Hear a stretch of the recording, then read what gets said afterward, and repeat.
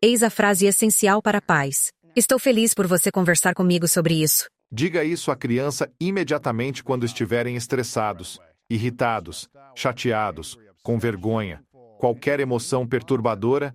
Diga: estou tão feliz que você está me contando isto agora. Exatamente. Estou tão feliz que estamos discutindo isso. E, pensando como adulta, se eu estivesse, brava com meu marido porque ele nunca está em casa na hora de dormir e esquece aquilo que pedi, e se eu dissesse: ei, você nunca faz nada em casa. Estou realmente frustrada se ele me dissesse: sabe de uma coisa, Becky? Você está chateada, mas fico tão feliz que esteja me contando isso. Em nosso relacionamento eu pensaria: estamos bem, né?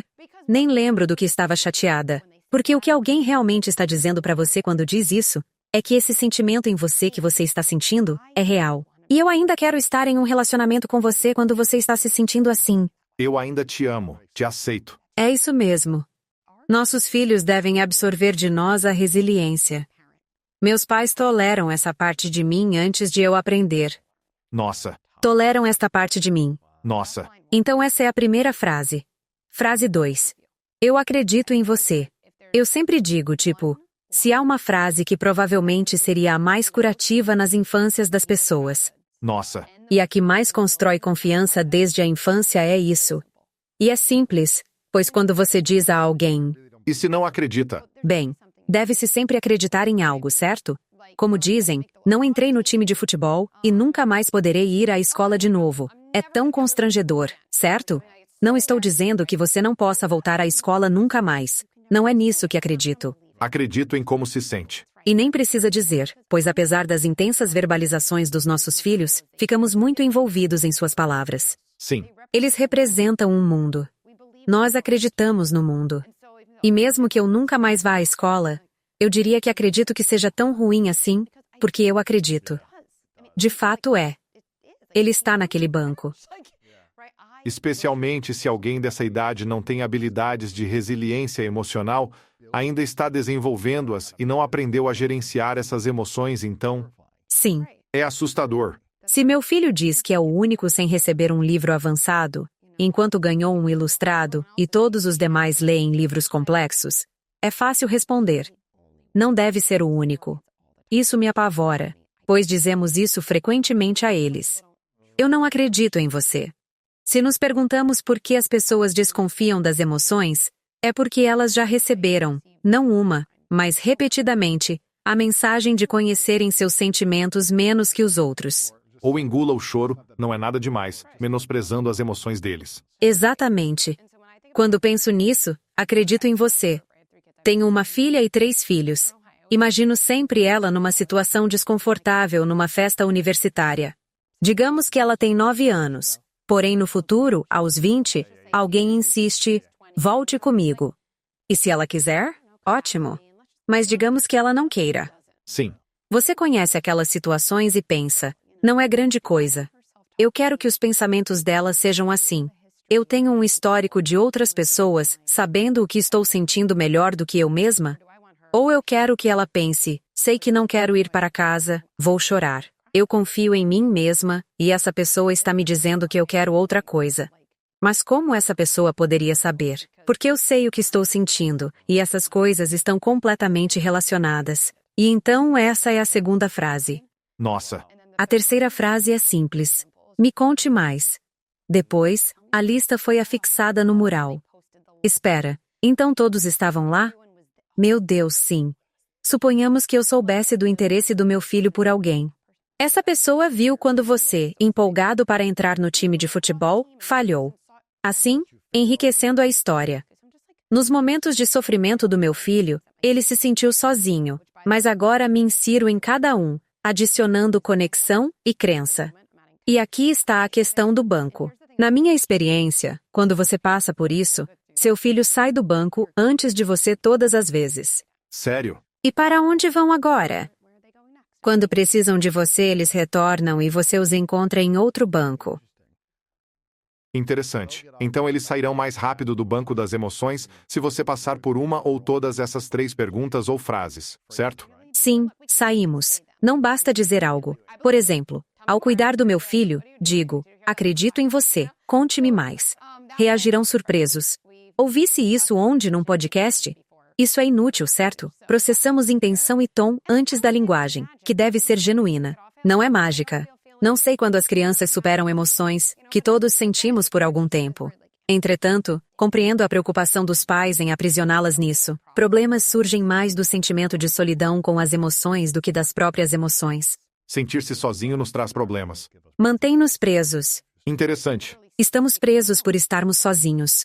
Os humanos são seres de conexão e apego, que nos impulsiona e buscamos constantemente. Sem a conexão que precisamos, ficamos paralisados, como você se referiu. Temos medo de que, ao nos conectarmos, prolongamos a permanência deles. Na verdade, a solidão os retém e intensifica a situação, porque quando não levam nossas emoções a sério, tanto crianças quanto adultos, intensificamos nossas expressões, porque estamos mais desesperados para sermos levados a sério, levando os outros a dizerem: "Você é tão dramático." Consequentemente, temos que intensificar mais. Até você me entender. Exatamente. Por isso, o confio em você é curativo e reparador. Você ainda está pensando no time? Ouço delas tipo: "Faz 4 meses que não entrou no time, doutora." Ainda falando disso, Certo. Mas se você simplesmente presumir, pode não estar certo, porém é eficaz. Tipo, existem várias maneiras de interpretar as coisas. Sempre digo que há diferença entre estar certo e ser eficaz. Priorizo efetividade. Sabe, sinto como se nunca pudesse compreender plenamente o quão terrível foi aquele dia. Vou sentar ao seu lado na cama, essa atitude é comum. Fazer isso com um adolescente, e apenas ouça. Diria ao seu filho para ouvir sem julgar ou impor opinião, porque isso não é ouvir de verdade. Ouvir para entender. Significa que quero te ouvir.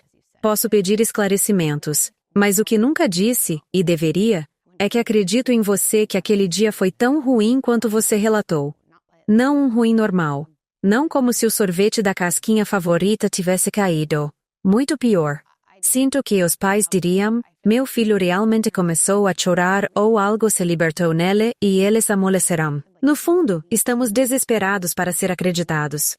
Isso é uma das nossas necessidades mais essenciais. Verdade. Acredito que quando um pai ou mãe percebe que o filho está preso nisso, precisamos adotar a abordagem oposta. Não é dizer: "Você não tem mais que se sentir assim, foi há 4 meses, e isso só os fixa ainda mais." Continuando mais tempo com essas emoções. Me fale mais sobre isso. Sim, filho, conte-me mais.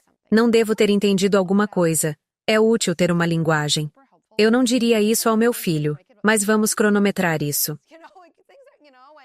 Por tipo 30 minutos? Sim, sempre comento sobre minha experiência com adultos ansiosos. Uma janela da preocupação se abre por tempo limitado, permitindo apenas pensamentos ansiosos. Se surge um pensamento positivo, é cortado. Hora de se preocupar, só pensamentos negativos agora. Descanse agora. E vou anotar tudo. Nos próximos 50 minutos, diga suas preocupações sem se preocupar. É como ter vários filhos querendo atenção. Você não terá a minha atenção plena agora só daqui a 15 minutos. Nossos sentimentos, eles respeitam isso. E creio que as crianças também. Quero conversar sobre o futebol. Quero ser sincero e falar sobre isso. Não tenho sido bom ouvinte e mudarei. Não será perfeito, mas verá uma diferença. Chamo isso de 1 para 10. Não porque sentimentos não possam surgir depois. Eles são complicados. Conhecer limites é útil, e sentimentos devem saber que têm um limite. Assim, vamos nos dedicar a outra atividade. Pelo menos, eu irei. Agora, tudo o que você disse aqui faz muito sentido para mim. E eu realmente acredito e entendo que essa é uma ótima abordagem para construir relacionamento com qualquer pessoa. Certo? Um parceiro, um filho, qualquer um. Mas eu penso na geração dos nossos avós ou bisavós que não tinham as conveniências, a facilidade, a rapidez das coisas que temos, a flexibilidade. Simplesmente pague por algo e você tem uma solução em segundos, as distrações. E posso vê-los dizendo: "Do que vocês estão falando? O que você quer dizer?" Ter todas essas conversas amorosas e realmente sentar por 30 minutos e deixá-los falar sobre bobagens ou o que for. Eu poderia pensar na geração dos nossos avós, alguns deles pensando: o que isso realmente significa? Porque não temos o luxo de fazer isso. Temos que trabalhar duro. Há guerras acontecendo. Temos desafios. Há outras coisas com as quais estamos lidando além de tentar lidar com uma pequena emoção simples. Eu sou totalmente a favor de não ser assim.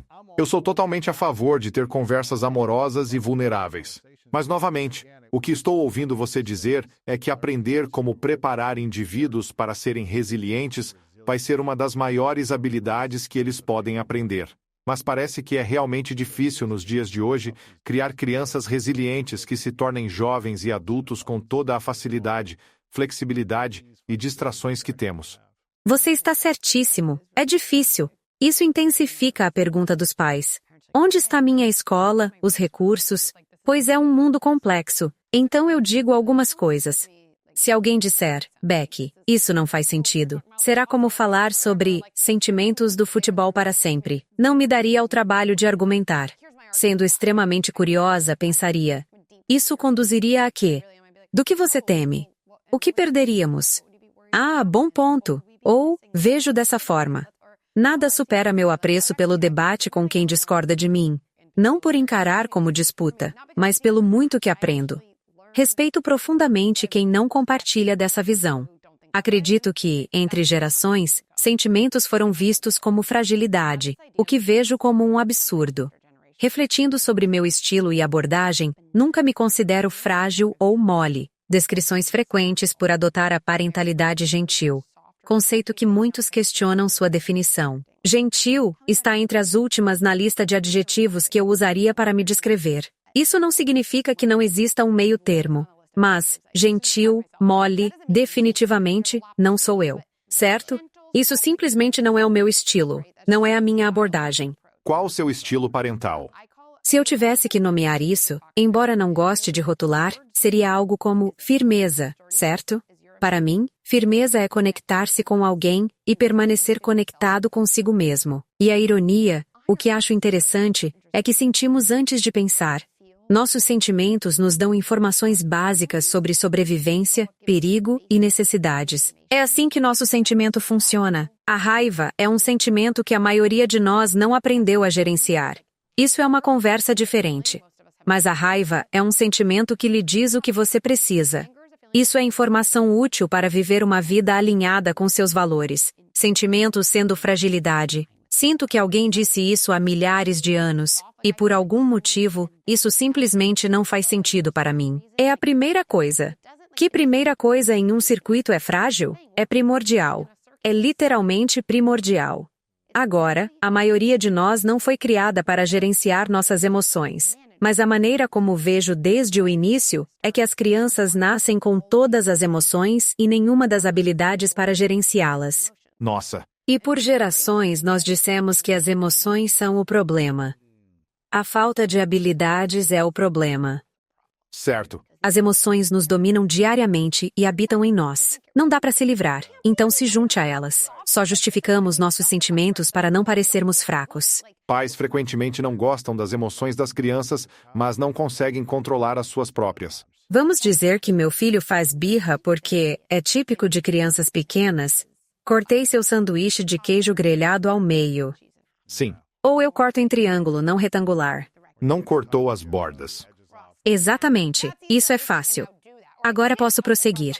Talvez tenha passado a parte difícil e agora tento consertar de qualquer jeito, certo? Meu filho faz birra e dizemos a nós mesmos que ele é difícil. Mas na verdade não estamos reagindo à birra dele. Reagimos ao que ocorre internamente quando nosso filho faz birra. E a única razão para querermos encerar a birra é porque queremos eliminar esse sentimento que não temos habilidade para controlar. Que somos inferiores. Sim, gritamos. Vocês têm que parar, porque nosso corpo, na verdade, é como se não soubesse tolerar o sentimento em mim.